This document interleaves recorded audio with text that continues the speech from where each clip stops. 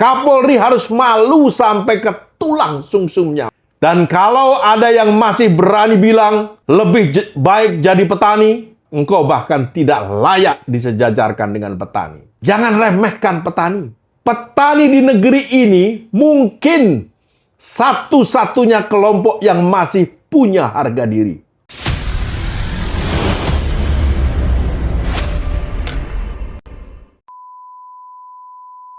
Salam sejahtera bagi kita semua. Rahayu, rahayu, rahayu. Petani jauh lebih mulia daripada Kapolri. Sedulur sikap seudara, sebangsa dan setanah air.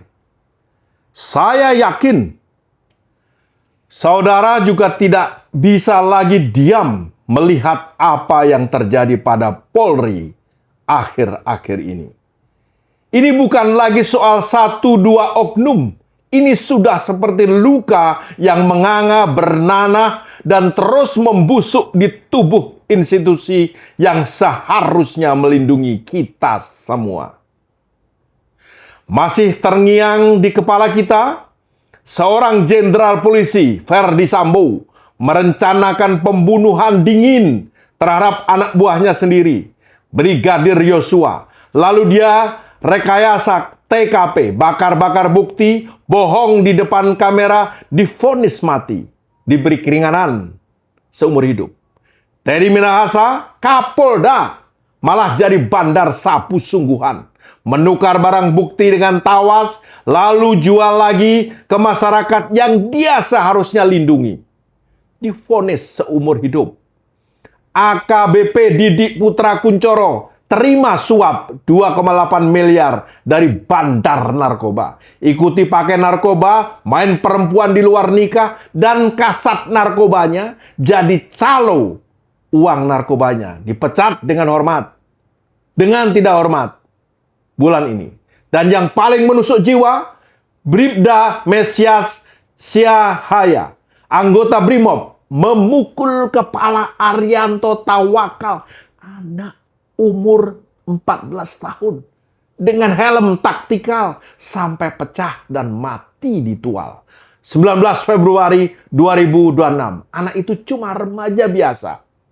Bukan penjahat, bukan musuh, tapi meninggal oleh orang yang seharusnya jadi pelindungnya. Pemecatan tidak hormat, itu bukan hukuman. Itu cuma formalitas. Komnas HAM sendiri bilang, tidak cukup. Harus ada keadilan yang sesungguhnya. 6 perwira dan bintara terseret narkoba dalam 2 bulan pertama tahun ini saja. Kapolri marah, ya. Perintahkan tes urin massal, ya. Tapi marah sebatas di mulut. Tes urin bisa dibeli, bisa diatur. Yang tidak bisa dibeli adalah hati nurani yang sudah mati. Ini bukan kegagalan individu. Ini kegagalan sistemik yang sudah mengakar dalam-dalam. Korupsi wewenang, lindung bungkus antar sesama, pengawasan yang pura-pura dan mental. Kita lindungi saudara kita sendiri meski salah. Akibatnya, rakyat tak lagi percaya. Negara kehilangan marwah, ekonomi dirampok lewat suap miliaran, bahkan triliunan. Politik jadi kacau karena aparat hukumnya sendiri jadi penjahat. Saya katakan dengan sangat jelas dan tanpa tedeng aling-aling. Kapolri harus malu sampai ke tulang sumsumnya mestinya. Bukan malu yang dipoles dengan konferensi pers dan janji kami akan benahi. Malu yang sungguh-sungguh yang membuatnya sadar bahwa dia gagal total memimpin institusi terbesar penegak hukum di negeri ini. Jika masih punya harga diri, seharusnya dia mengundurkan diri. Sekarang juga, bukan nanti, bukan setelah skandal berikutnya. Biar pintu reformasi total terbuka lebar. Hukuman mati bagi atau seumur hidup tanpa remisi bagi pelaku narkoba dan pembunuhan di tubuh Polri. Pengawasan independen yang betul-betul tajam dari KPK dan HAM. Audit kekayaan, pembuktian terbalik secara serius. Bukan lagi pengawasan boneka internasional. Internal maksud saya. Saya masih sangat hormat kepada polisi yang berhati mulia yang masih ribuan jumlahnya di Indonesia ini. Jangan pernah samakan polisi, Polri dengan petani. Jangan remehkan petani. Petani di negeri ini mungkin satu-satunya kelompok yang masih punya harga diri utuh. Mereka bangun subuh, berkeringat mencangkul di sawah, panas terik, hujan deras, tanpa senjata, tanpa wewenang, tanpa anggaran triliunan. Mereka tidak merampok, tidak membunuh, tidak memperkosa marwah bangsa. Mereka hidup dari tanah dan keringat, bukan dari suap dan darah. Tapi Polri, dengan segala senjata modern, kendaraan mewah, anggaran raksasa, dan kuasa atas hidup dan mati di tangan mereka, malah jadi noda terbesar bagi negara ini. Sudah cukuplah berpura-pura bersih. Sudah cukup janji manis yang kosong.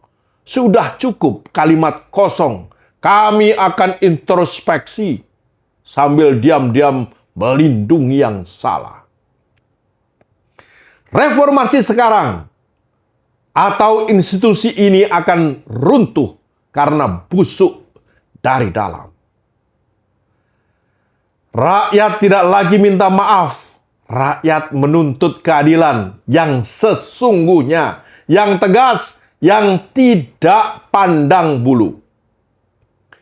Dan kalau ada yang masih berani bilang lebih baik jadi petani,